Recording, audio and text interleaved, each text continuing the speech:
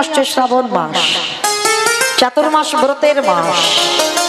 4টে মাস আমাদের অনেক কিছু নিয়ম আছে। এই চাতুর্মাস্য ব্রত পালন করতে হয়। শ্রাবণ মাস, ভাদ্র মাস, আশ্বিন মাস, কার্তিক মাস। বহু ভক্তরা দামোদর ব্রতের মাসটা শুধু পালন করে, কার্তিক ব্রতের মাস। কিন্তু বহু ভক্তরা এই সামনের মাস থেকে, শ্রাবণ মাস থেকে একেবারে কার্তিক মাস, দামোদর ব্রতের মাস পর্যন্ত পালন করবে। কেন? এই 4টে মাস হচ্ছে বাবা খুব ভজন সাধনের মাস। যেমন ভগবান 3টে মাসকে ডিসকাউন্ট দিয়েছে, যেমন বৈশাখ মাস, মাঘ মাস আর নিয়ম সেবা দামোদর ব্রতের মাস। যদি কেউ সারা বছর আমিষ আহার করে, নিরামিষ হয়তো পেতে পারেন না, অনেকে আছে বাবা এমন ভক্ত পাচ্ছেন না নিরামিষ খেতে, কিন্তু চরণ ধরে বলে যায় অন্তত চেষ্টা করবেন এই 3টে মাস বিশেষ করে নিরামিষ আহার করতে, বৈশাখ মাস, মাঘ মাস আর নিয়ম সেবা কার্তিক ব্রতের মাস। আর আমরা বৈষ্ণব পদ অবলম্বন যারা করেছি সামনের মাস, এই সামনের মাসটার বাবা আবার একটা বিশাল মাহাত্ম্য আছে। আমার এই পরম বৈষ্ণব বাবা ভোলানাথের মাস, জানো তো? বহু ভক্তরা এই মাসটা একটা মাসে হয়তো নিরামিষ আহার করে। চেষ্টা করবেন সামনের মাসে 4টে সোমবার, 4টেই পড়বে মাসে, হিসাব করে দেখবেন এই 4টে সোমবার অবশ্যই আমার পরম বৈষ্ণব ভোলানাথের কৃপা পাবার জন্য আমার ভোলানাথের ব্রত অবশ্যই পালন করবেন। কেন জানেন? অনেকে বলে বাবা শিবরাত্রি ব্রত করে, কেন করে? বলে স্বামীর মঙ্গলের জন্য। ভুল কথা, স্বামীর মঙ্গল টঙ্গল নয়, ওইটা যে শুধু নারীদের ব্রত এটা ভুল কথা, পুরুষদেরও ব্রত সবার। কারণ ভোলানাথের ব্রত এই জন্য পালন করা হয়, তিনি হলেন ভগবানের খুব প্রিয়। আর ভোলানাথের কৃপা পেলে তারপরেই ভগবানের কৃপা পাওয়া যায়, কারণ তিনি হচ্ছে কৃষ্ণ ভক্ত। আগে জানতে হবে মা, ভগবান নিজেই বলেছে আমা হতে নাম বড়, নাম হতে ভক্ত বড়, ভক্ত হতে ভক্তের পদধূলা আরো বড়। তাহলে শিবরাত্রি ব্রত এই জন্য পালন করা হয়, এই যে শ্রাবণ মাসের ব্রত যারা পালন করবেন এই জন্য পালন করবেন যাতে আমার কৃষ্ণ প্রাপ্তি হয়ে যায়। নিতাই গৌর প্রেমানন্দে হরি বল। মনে রাখবে মায়েরা, সরাসরি কোনোদিন ভগবানের চরণে যাওয়া যায় না, আগে ভক্ত চরণ ধরতে হবে। আর যত ভক্ত চরণ আশ্রয় করবে তত তাড়াতাড়ি তোমার গৌর গোবিন্দ কৃপা হয়ে যাবে। নিতাই গৌর হরি বল, হরি বল। ওই জন্য বলছে বাবা সাধু সঙ্গ, সাধু সঙ্গ সর্বশাস্ত্রে কয়, লবা মাত্র সাধু সঙ্গ কৃষ্ণ প্রাপ্তি হয়ে। তাহলে সাধু সঙ্গ করো, ভক্ত সঙ্গ করো। আর বৈষ্ণব সঙ্গ করতে গেলে বাবা ভোলানাথের ব্রত অবশ্যই পালন করবে। তো যারা যারা সামনের ব্রত পালন করবেন, শ্রাবণ মাসের ব্রত যদি নাও পারেন, চেষ্টা করবেন মা ওই সোমবার কটা একটু নিরামিষ আহার সেবা করতে। আর যারা সেই সারাদিন চলে যাবার পরে দুপুরবেলা অনেকে আবার হব্বুসি পালন করবে, মানে বোঝেন তো হব্বুসি পালন মানে বোঝেন? আতপ চাল একটু ঘি দিয়ে, ডাল দিয়ে একটু প্রসাদ খেতে হয়। অনেকে সারাদিন থেকে ওই একবারই আহার করবে সোমবারটা। চেষ্টা করবেন অন্তত ভগবানের কৃপা পাওয়ার জন্য পরম বৈষ্ণবের চরণ আশ্রয় করতে। আর এই পৃথিবীতে যে বৈষ্ণবের চরণ আশ্রয় পাবে অবশ্যই তার গৌর গোবিন্দ কৃপা হয়ে যাবে। তাহলে সেই বাবা ভোলানাথের একটা নাম হলো মৃত্যুঞ্জয়, যেটা ভগবান করে দেখাতে পারিনি সেটা আমার বাবা ভোলানাথ করে দেখিয়েছে। তাহলে মায়েরা ভক্তের পাওয়ারটা কত ভগবানের থেকে বেশি নয়? কারণ ভক্ত মনে করলে বাবা ভগবানকে চোখ রাঙাতে পারে, ভক্ত মনে করলে ভগবানকে শাসন করতে পারে, ভক্ত মনে করলে ভগবানকে মারতেও পারে। আবার ভক্ত যদি মনে করে ভগবানকে তার দরজায় বন্দি করে রাখতে পারে। যেমন দেখেছিল 1 সপ্তাহ বলি মহারাজ, রাখেনি? দরজার ধারে দারোয়ান করে ভগবানকে রেখে দিয়েছিল, বলে ভক্তের সঙ্গে চালাকি নয়। যেমন এই যে 9টা দিন জগন্নাথ মাসির বাড়িতে আছে, জানো তো? জগন্নাথ কায়দা করতে গিয়ে আমার গুন্ডিচা মাসির বাড়িতে বন্দী হলো 9টা দিন। এই পৃথিবী যতদিন থাকবে, জগন্নাথ ধাম পুরী ধামে জগন্নাথ যতদিন থাকবে, যত মহামারী হোক না কেন, কিন্তু 9টা দিন মাসির বাড়ি জগন্নাথকে যেতেই হবে। কেন? 18টা ছেলে হারিয়েছে এই গুন্ডিচা মা, একটা নয় দুটো নয়, 18টা ছেলে হারিয়ে পাগলিনীর মতো কেঁদে কেঁদে অন্ধ হয়ে বসেছিল। তো জগন্নাথ মন্দিরে থাকতে পারলো না, জগন্নাথ এসে একদিন ডাক দিয়েছিল মা, চমকে উঠেছিল গুন্ডিচা, চমকে উঠেছিল। কে এই পৃথিবীতে মা বলে ডাকার তো কেউ নেই, আমার 18টা ছেলে ওই জগন্নাথ কেড়ে নিয়েছে। আর সেই 18টা ছেলের মাথা দিয়ে 18টা থাম্বা তৈরি হয়েছে, তাতে হয়েছে 18 নালা। মনে রেখো মা, জগন্নাথ দর্শন করলে হবে না। যারা পুরী ধামে গেছেন, অনেকবার হয়তো পুরী ধামে গেছেন, কিন্তু জগন্নাথ দেখবার আগে তাকে একটা জিনিস দর্শন করতে হবে, তবে জগন্নাথ দেখার ফল হয়, যেটা হলো পুরী ধামে 18 নালা। এই অনেক ভক্তরা বাবা আমরা দেখি না 18 নালা, আগে ওটাকে দেখতে হবে। কিন্তু মাইরা আপনারা হয়তো দেখতে পান না, পরে গাড়িতে করে আসেন। এখন তো পানাতে ভরপুর হয়ে গেছে, এখন আর ভালো করে দেখা যায় না। কিন্তু মাইরা এই 18টা ছেলের মাথা দেওয়া আছে ওই সেতুর উপরে। কেন? ইন্দ্রদম্ন রাজা নিজের 18টা ছেলেকে বলি দিয়ে ওই সেতু নির্মাণ করেছিল। কেন? রাজা হয়ে জগতের কল্যাণের জন্য, জগতের মঙ্গলের জন্য নিজ পুত্রকে বলি দিয়েছিল। আর জগন্নাথ দেখবার আগে দুটো জিনিস লক্ষ্য অবশ্যই করবেন, তবে জগন্নাথ দেখায় ফল হয়। একটা হলো 18 নালা, আর একটা হলো গরুরধ্বস্তম্ভ। জগন্নাথের সামনেই আছে দেখবেন একটা বড় গরুরধ্বস্তম্ভ, এখনো দেখবেন মা গিয়ে ওই জায়গাতে মহাপ্রভুর হাতের চিহ্ন আজ বর্তমান আছে। কেন? প্রতিদিন গম্ভীরা থেকে মহাপ্রভু সন্ধ্যা আরতি দেখতে আসতো, আর প্রতিদিন ওই গরুরধ্বস্তম্ভতে হাত দিয়ে আমার সচল জগন্নাথ অচল জগন্নাথ দর্শন করি। জগন্নাথ তাই গৌর প্রেমানন্দে হরি বল হরি বল। ওগো জগতের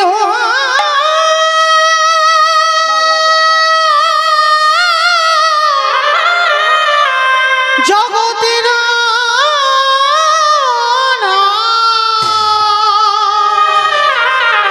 হে জগন্নাথ, এবারে আমায় কৃপা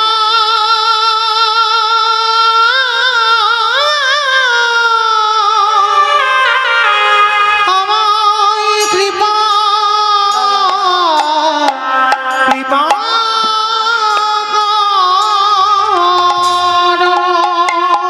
তাই সেই 18টা ছেলে হারিয়ে গুন্ডিচা মা কেঁদেছিল। জগন্নাথ মন্দিরে কাঠ হয়ে থাকতে পারলো না, অচল হয়ে থাকতে পারলো না, ছুটে এলো ওই গুন্ডিচা মার ঘরে। যেই না মা বলে ডেকেছে, সর্বঙ্গে জগন্নাথের হাত বুলাচ্ছে। কে তুই? আমার তো একটাও ছেলে মা বলে ডাকার নেই, সত্যি করে বল তুই কে? মা, আমি তোমারই জগন্নাথ। চলে যা। কেন এসেছিস আমার কাছে? দেখতে এসেছিস আমি কত সুখে বসে আছি পুত্র হারিয়ে। মা, কারণ যদি একটা ছেলে চলে যায়, আর একটা ছেলেকে কি ভালোবাসে না? পারবি? পারবি আমার সন্তান হয়ে আমার কাছে থাকতে? পারবি আমার হাতের রান্না খেতে? আর আপনারা জানেন মা, মায়ের পরেই মাসিরই জায়গা এই জগতে। মায়ের মতো করে একজনই ভালোবাসে, সেটা হলো মাসি। জগন্নাথ সেই দিন গুন্ডিচা মাসিকে ধরে বলেছিল, আজকে থেকে তুমি হবে আমার মায়ের পরের জায়গা মাসি। কথা দিলাম মা, পৃথিবী যতদিন থাকবে, আমি যতদিন এই জগন্নাথ ধামে থাকবো, এই পুরী ধামে থাকবো, শ্রীক্ষেত্রে থাকবো, আমি 9টা দিন, পৃথিবী লয় প্রলয় হয়ে গেলেও আমি 9টা দিন তোমার কোলে বসে তোমার হাতের রান্না আমি নিজে মুখে সেবা করব। জগন্নাথকে ধরে বলেছিল, জগন্নাথ তুই আসবি? আসবো মাসি, আমি কথা দিলাম এই পৃথিবী যতদিন থাকবে আমি তোমার কাছে 9টা দিন, কেউ আমায় ধরে রাখতে পারবে না। আমি আমার 9টা দিন আমার গন্তব্যস্থল থেকে আমি তোমার কাছে তোমার হাতের রান্না আমি 9টা দিন সেবা করব। আজও সেই কথা জগন্নাথ রেখেছে। আজও ভক্তরা এখনো নিয়ম পালন করে। আমার জগন্নাথ ভক্তের ডাকে মাসির বাড়ি চলে যায়। তাহলে লক্ষ্য করেন, ভক্তই একমাত্র পারে ভগবানকে জব্দে ফেলে দিতে, আর অন্য কেউ পারবে না। যার জন্য 9টা দিন পরে থাকতে হলো নিজের মন্দির ছেড়ে আমার গুন্ডিচা মাসির ঘরে। ঠিক তদ্রূপ 12 বৎসর তুলসী ভাসিয়ে আমার পরম বৈষ্ণব বাবা ভোলানাথ কৃষ্ণকে গৌর করে টেনে আনলো, শুধু নিজের জন্য নয়, কলির মানুষদের উদ্ধার করবে বলে। তো আজকে লক্ষ্য করে দেখেন, এই যে পরম বৈষ্ণব বাবা ভোলানাথ 3টে যুগে শিব হলো, কিন্তু কলি যুগে শিব নয়। কেন নয় মাইরা? এই জায়গাটা একটু বিচার করে দেখেছেন? বাবা ভোলানাথ 3টে যুগে শিব হলো, কলিযুগে কি এমন ঘটনা ঘটলো যে বাবা কলিযুগে আসতে পারছে না, একেবারে অদ্বৈত আচার্য গোসাই হলো? তার একটাই মাত্র কারণ, পরম বৈষ্ণব একটা অপরাধ করে ফেলেছিল। সেই অপরাধটা কবে করেছিল জানো? মহাভারতে যুধিষ্ঠির রাজস্বাই যজ্ঞে।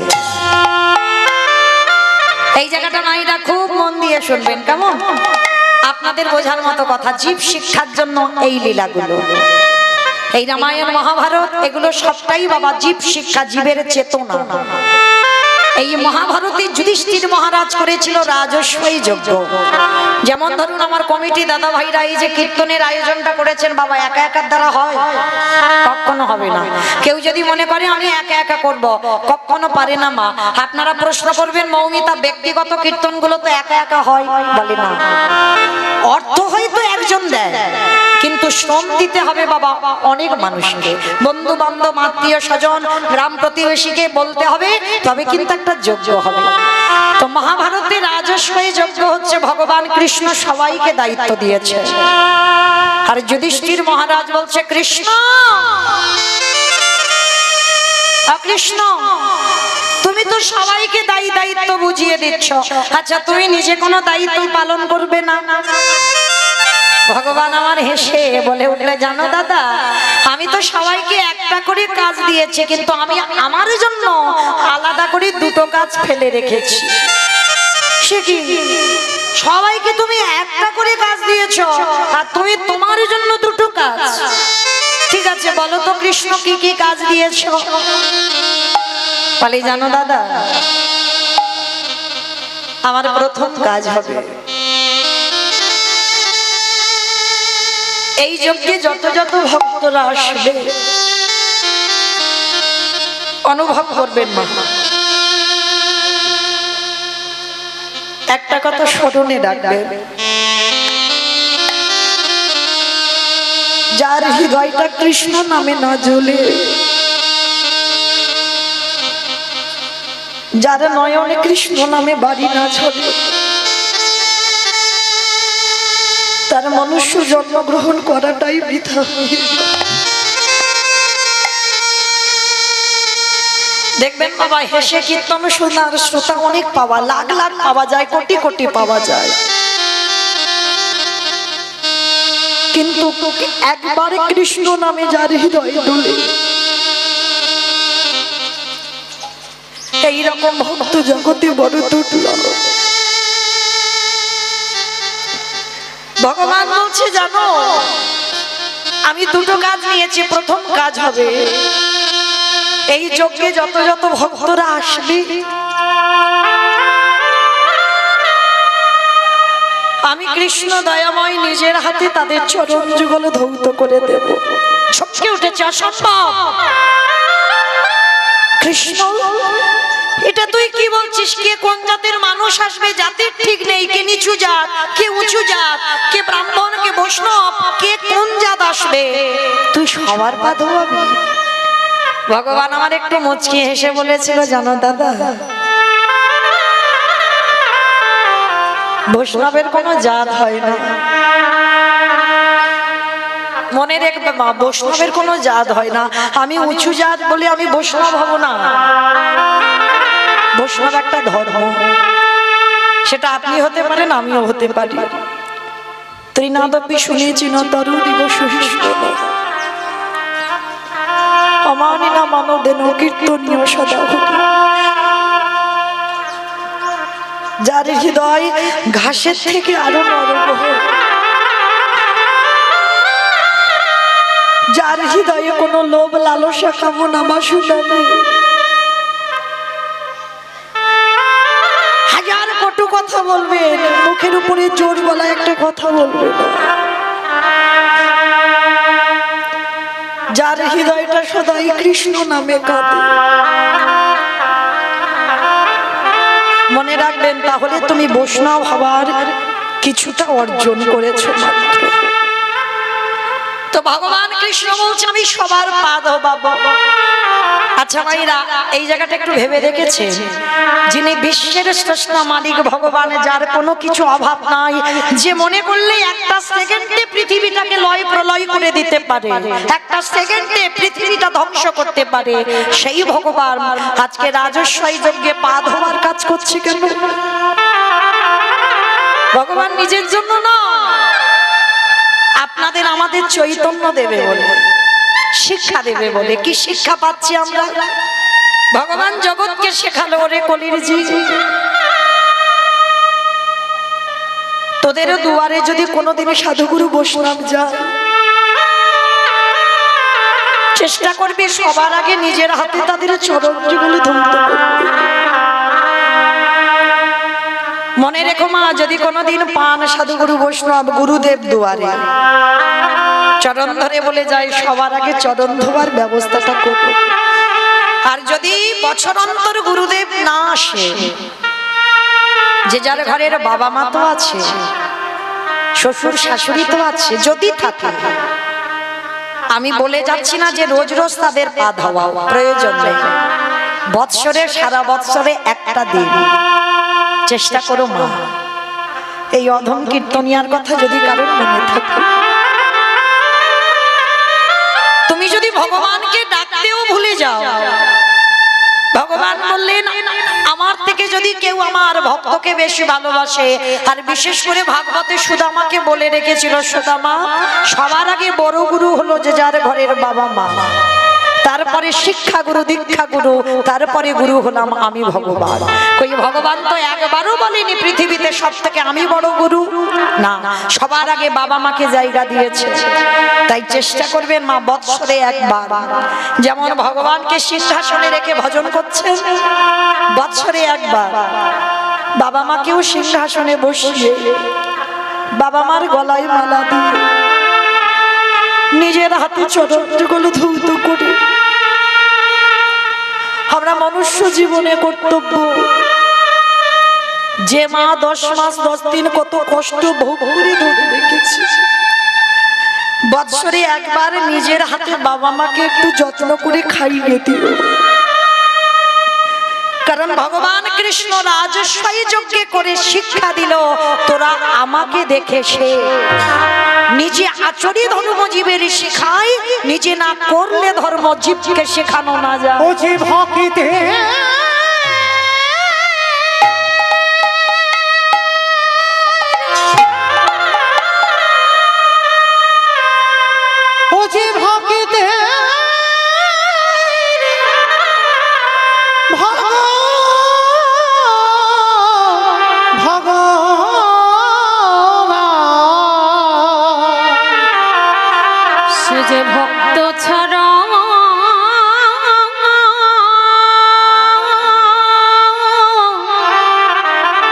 ভক্ত ছাড়া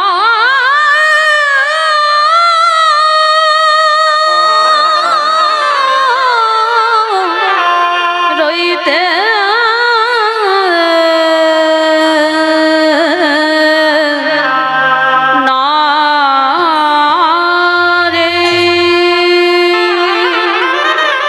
শুধু ভগবান মাধবানো না, আরো একটা কাজ করেছিল। কি কাজ জানো?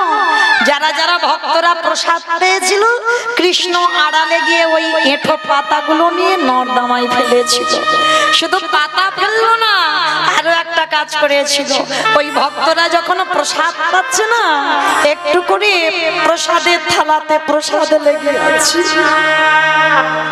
ভগবান আড়ালে গিয়ে যেখানে পাতাগুলো ফেলছে, এঁঠোগুলো গুড়িয়ে দিয়ে কৃষ্ণ আমার সারা গায়ে মাখছি।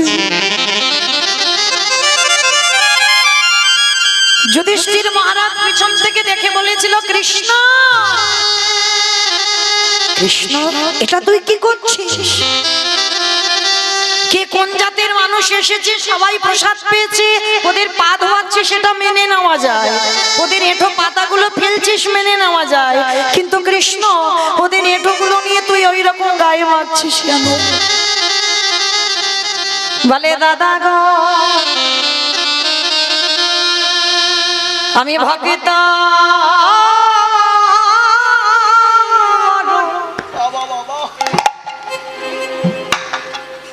আমার ভালো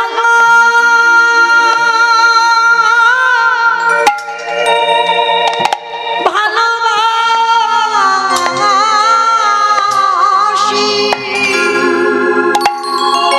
আমি যে ভক্ত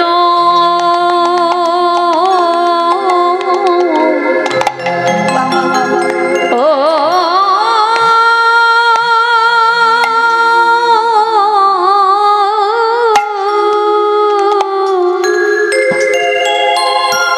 ভক্ত বড় ভালো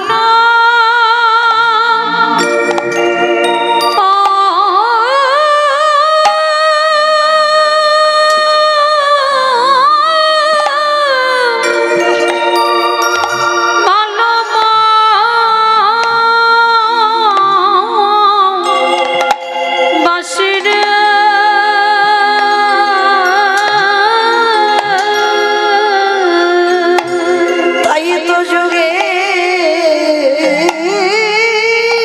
যুগে আমি দয়াল ছুটিও,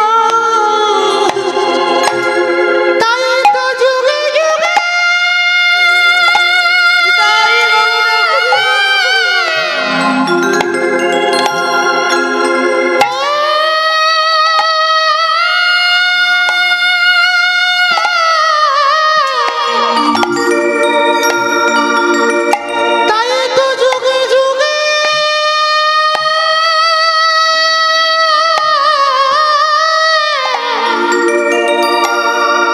আমি দয়াল ছুটে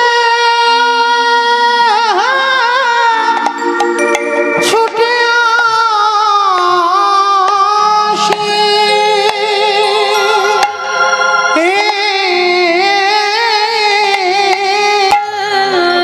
কৃষ্ণ বললেন, দাদা গো, ওগো দাদা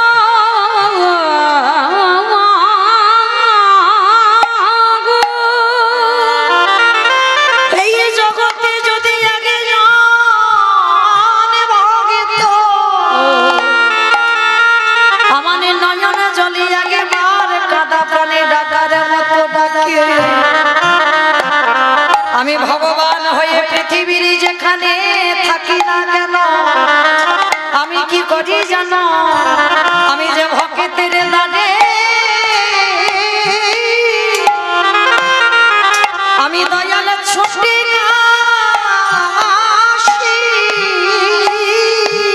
যে জনে ডাকে গো ভগবান বললেন, যুধিষ্ঠির দাদা, এ জগতে ভক্ত যদি একবার আমার চরণে সবে সঁপে দেয়, আমি তাকে নিয়ে কি করি জানো? শুধু ভক্ত ভগবান ভক্ত একা কাঁদে তা তো নয়, আজ দুজন কাঁদে, আজ দুজন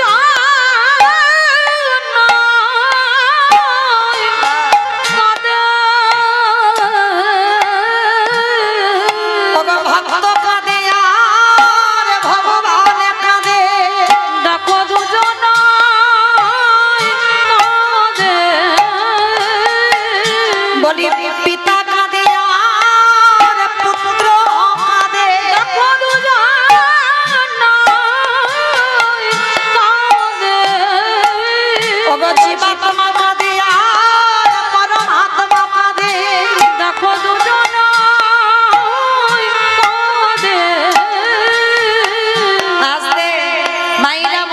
ভক্ত যদি ডাকার মতো ডাকতে পারে ভগবানও তার দাস হতে পারে। যুধিষ্ঠির বলছে কৃষ্ণ আচ্ছা তুই ওদের পা ধোবাচ্ছিস সেগুলো মেনে নেওয়া যায়, ওদের এঁঠো পাতা ফেলছিস মেনে নেওয়া যায়, কিন্তু কৃষ্ণ এঁঠোগুলো মারছিস কেন? বলে দাদা গো এ যে হলো আমার কর্মফল। ওমা তুই আবার কর্ম খারাপ করিস? বলে করি না, আমি সিংহাসনে বসে আছি বটে, এই জগতে কেউ কেউ যদি পাপ করে সবার পাপের বিধান আমি তৈরি করি, কিন্তু বাবা যে বিচার করে জায়গায় বসে থাকে সে যদি ভুল করে তার পাপের বিচার করবে কে? ভগবান বললেন আমার বিচার কাউকে করতে লাগে না, আমার বিচার আমি নিজে নিজে করে দিই। তা যুধিষ্ঠির দাদা বলছে কৃষ্ণ তা তুই কি এমন পাপ করেছিস? বলে দাদা পাপটা দাপরেতে করি নাই। তাহলে কবে করেছিস কৃষ্ণ? বলে কেন ওই রঘুপতি রামচন্দ্রের অবতারে যেদিন আমি ছিলাম রঘুপতি রামচন্দ্র সেদিন নিজের হাতে একটা মুনিপুত্রকে হত্যা করেছি। ও বাবা মুনিপুত্র সে কে? বলে জানো দাদা যার নাম হচ্ছে বিশ্বের সবার মনির ছেলে, যার নাম রাবণ রাজা। রাবণ রাজাকে নিজের হাতে হত্যা করেছি অকাল বোধন দুর্গা পূজা করে, মানে আমি চালাকি করে রাবণকে মেরেছি। আর তাতে কি হয়েছে জানো? রামচন্দ্র বলছে আমার সর্বশরীরটা পাপী হয়ে গেল। ভাবতে পারছেন না রাবণের মতো দুরাচারকে মেরে নাকি রামচন্দ্রের পাপ হয়েছে। এইটা হাসির কথা হলো না? কে কমাইডা রাবণ কি ভালো লোক ছিল? তাহলে রাবণের মতো যদি দুষ্ট লোক তাকে যদি মারা যায় আর তাকে মেরে বাবা কি হবে? কোনোদিন পাপ হয়? বলে না, জগতে যারা জানে না বোঝে না তারাই বলে রাবণ খারাপ। কি কমাইডা রাবণের একটা কথা তো আপনারা বলেন, কি বলেন? রাবণের একটা কথা বলেন না, তুই হলি ঘরশত্রু বিভীষণ। কি মাইরা বলেন তো? তুই হলি ঘরশত্রু বিভীষণ, আমার খাবি আমার পড়বি আর আমার ঘরের গল্পগুলো লোকের কাছে বলে বেড়াবি। কি মা বলি না আমরা তুই হলি ঘরশত্রু বিভীষণ, আমার ঘরের গল্পগুলো সব লোকের কাছে বলে বলে বেড়াচ্ছিস? এগুলো আপনারা বলেন না, আমরাও বলি না। তাহলে বলেছিল কে? রাবণ তার ভাই বিভীষণকে বলেছিল। কবে জানো? যেদিন বাবা ঘোষণা করেছিল রাজ্যে যে রাম নাম করা হবে না, আর যে রাম নাম বলবে তাকে মৃত্যুদণ্ড দেওয়া হবে। কিন্তু মায়েরা তারই ভাই রাতের অন্ধকারে দরজা বন্ধ করে রাম রাম রাম রাম বলে কাঁদে। হঠাৎ একদিন রাবণের কানে সংবাদটা গেল তার ভাই রাম বলে কাঁদছে। আর যেই সংবাদটা পেয়েছে রাবণ রাজা পাগলের মতো ঊর্ধ্বশ্বাসে, বিশাল বড় চেহারা তো, ঊর্ধ্বশ্বাসে ছুটে এসেছে, কান পেতে শুনছে যে সত্যি ভাই তো রাম রাম বলে কাঁদছে। কিছু না বলে মা লাথি মেরে দরজাটা ভেঙে দিয়েছে। আর যেই না ভেঙে দিল মা, দেখে না নিরজনে বসে বসে রামের প্রতিচ্ছবিটা নিয়ে বিভীষণ কাঁদছে। আর রাবণ কাউকে কিছু না বলে পিছন থেকে গিয়ে বিভীষণের বুকে একেবারে সজোরে লাথি মেরেছে। সজোরে লাথি দিয়েছে। আর এত জোরে লাথি মেরেছে বাবা বিভীষণ মুখ ঠুকে পড়ে গেছে ধুলা। এই জায়গাটা আমার একটু ভালো করে বুঝবেন। আচ্ছা বলো তো মা, তুমি আচমকা বসে আছো ভগবানের নাম করছো, আর কেউ যদি হঠাৎ পিছন থেকে এসে সজোরে তোমার বুকে লাথি মারে, ছেড়ে দেবে? বড় ভাই যদি ছোট ভাইয়ের বুকে লাথি মারে ছেড়ে দেবে? কত সোজা নয়। ভাইয়ে ভাইয়ে লাঠালাঠি হয়, ভাইয়ে ভাইয়ে খুনোখুনি হয়, ভাইয়ে ভাইয়ে জায়গা জমিতে শিল্পতা হয়, ভাইয়ে ভাইয়ে ঝগড়া করে মামলা পর্যন্ত চলে। কিন্তু মনে রেখো বাবা এগুলো আপনাদের সঙ্গে আমাদের সঙ্গে হয়। রাবণ বিভীষণ এরা এমন ভাই নয়, একেবারে আলাদা। যেই না লাঠিটা মেরে ফেলে দিল, কেমন ভাই আর কেমন দাদা দেখো। এই জায়গাটা একটু আস্বাদন করবেন বাবা। যারা আমরা ভাইয়ে ভাইয়ে লাঠালাঠি করি, মারামারি করি, পেটাপেটি করি, তাদের উদ্দেশ্যে নিবেদন। রাবণ শিক্ষা দিয়েছে, বিভীষণ শিক্ষা দিয়েছে, ভাই কেমন হওয়া উচিত, দাদা কেমন হওয়া উচিত। ধুলাই লাথি মেরে ফেলে দিল। আর মনে রাখবেন বাবা, যারা ভক্ত মানুষ হয় তারা কোনোদিন ওই যে বললাম তৃণের মতো স্বভাব, তাদের মাথায় যদি লাঠিও মেরে যাও মাথা তুলে একবারে প্রতিবাদ করবে না। এত জোরে রাবণে লাথি মারলো, ধুলা থেকে হামাগুড়ি দিয়ে উঠে রাবণের দুটো চরম ধরে বলছে, দাদা এই যে তুমি আমার বুকে লাঠিটা দিয়েছো, তোমার দুটো পায়ে ব্যথা করছে না তো? দাদা গো,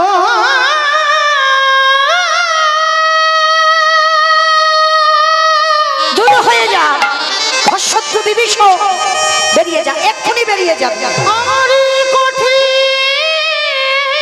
বুকে বুকে লাথি মেরে তোমার কোমল চরণে কি, তোমার কোমল চরণে কি দাদা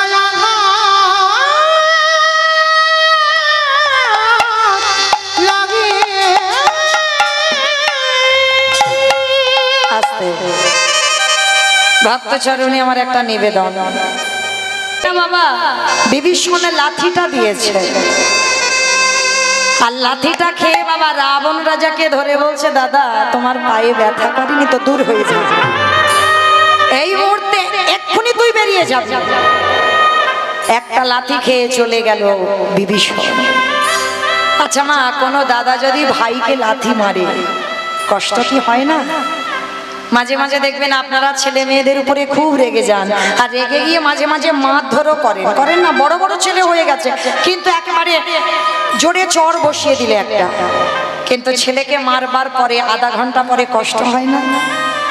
যে বাবা মা মারে সেই বাবা মা আবার ছেলের পিঠে তেল দেয়, দেয় না মা? এত জোরে হয়তো মেরেছে, দাগ বসে গেছে, আবার সন্ধেবেলা আসতে পিঠে তেল দিয়ে দিল। তাহলে আপনাদের যদি হয়, আমাদের যদি হয়, রাবণ তার ভাইকে লাথি মেরে কষ্ট পাইবে? সবাই তো রাবণের বাইরেটা দেখেছে, ভিতরটা দেখি। সারা রাত রাবণ ঘুমাতে পারে,